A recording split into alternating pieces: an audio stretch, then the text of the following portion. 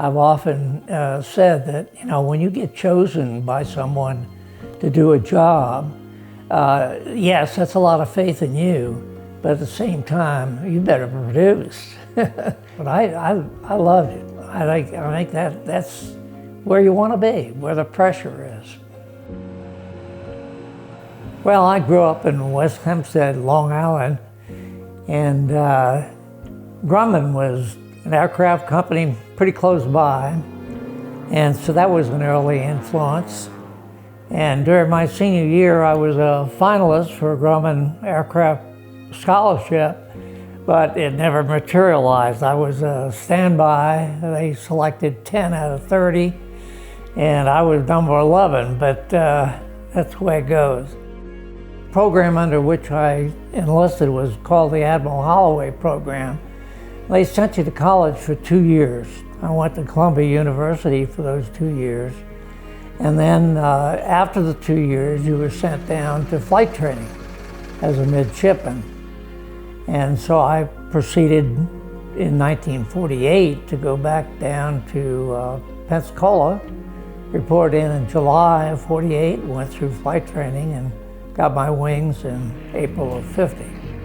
Finished flight school, and then what they had was a jet training unit at Whiting Field down in Pensacola, and they had TV-2s, or the F-80, and we flew that for 1 month, and then were sent to fleet squadrons.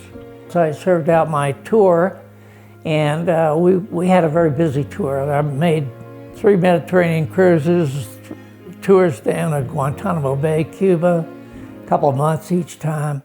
So I got down to flight training, and I was a flight instructor at Mainside, or Naval Air Station, Corpus Christi. And at that time, the Blue Angels were stationed there as well. And so I was an instructor in the adjacent hangar. The way I got hooked up with the Blue Angels was a couple of people in the training squadron with me had done duty with the Blue Angels on the West Coast, and they thought I'd be a good guy to try out for the Blue Angels. So they kind of arranged for me to go over there and have a flying tryout. And I understand that was the first flying tryout they had. Before that, they were just interviewing him, and they were squadron mates and just knew them. I was the first guy from the East Coast to crack the West Coast barrier there. I was assigned number 2, the right wing, and I flew that for the year 55. Nello Perosi was on the left wing, Zeke Cormier was leader, and Ken Wallace was a slot man, number 4. We went up to Grumman the first week in January, and we picked up the F9F-8s there. And we just flew them on down to Corpus Christi en route right out to El Centro, and that was our indoctrination. We didn't have any NATOPs at that time, training and operations standardization, and so we just jumped in and somebody helped us start the thing, and off we went. We started out trying to fly 3 flights in a day at El Centro. We quickly found out that that third flight was a waste of time because we were all jumpy and tired, frankly, from the first 2 flights. So we quickly got into a routine of flying early morning flight, and then one about 10:30 or 11 o'clock. And the first show we had was probably about 3 weeks after we got to El Centro, and it was just a flyby and an informal air show at NAS Miramar in San Diego. And all I remember was that, hang on, Bill, do a good job. And we had Oz Oslin and Dale Crow, who were on the team the previous year, and they were there as observers. So they reported to Zeke that, hey, there were, a couple of little flaws here and there, but it looked good. So we were happy with that. And there they go. We did not have 6 airplanes in those days. We only had 5. And we had a single solo.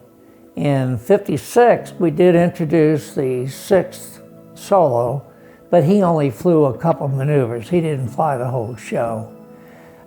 He did an opposing pass with the regular solo and a couple other maneuvers.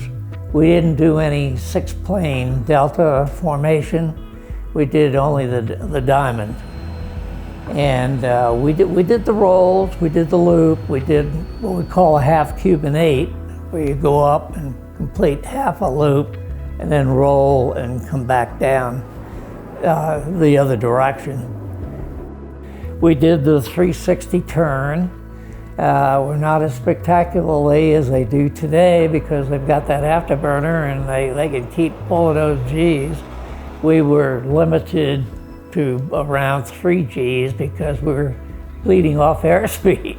We didn't have an afterburner. We didn't have a whole lot of excess power.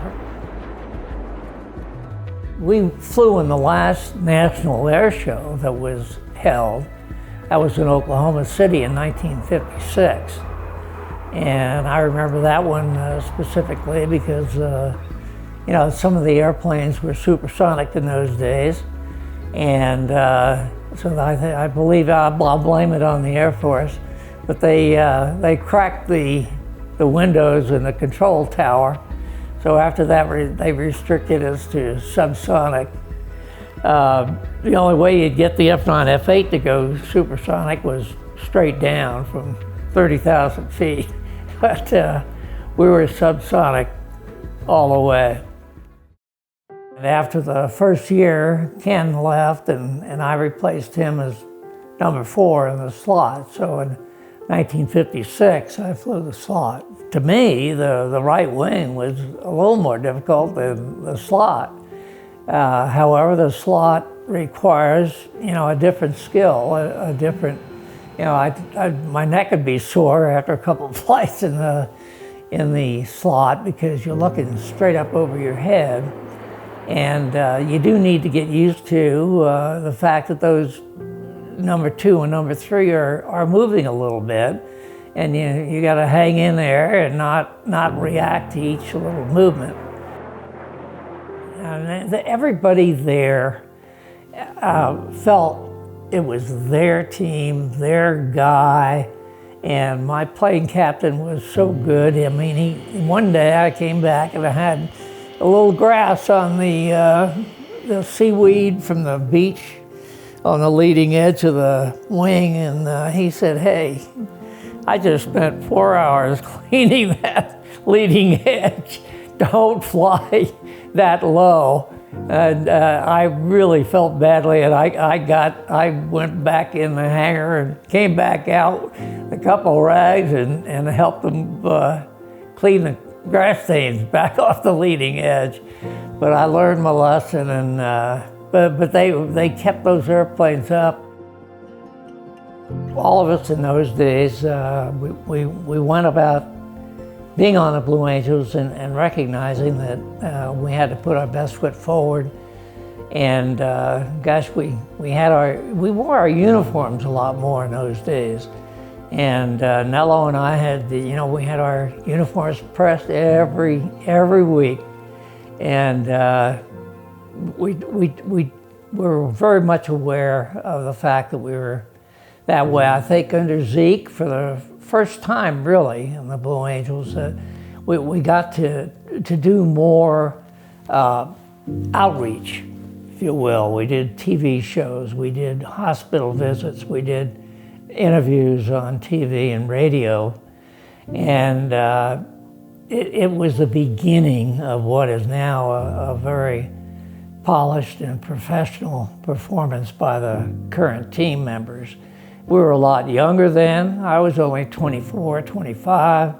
It has always kind of made me chuckle after that because, as I got to be a CO of a squadron and an air wing operations officer, flew combat, and then had the John F. Kennedy as a carrier, it never it never failed that people would ask first, how about your Blue Angel tour?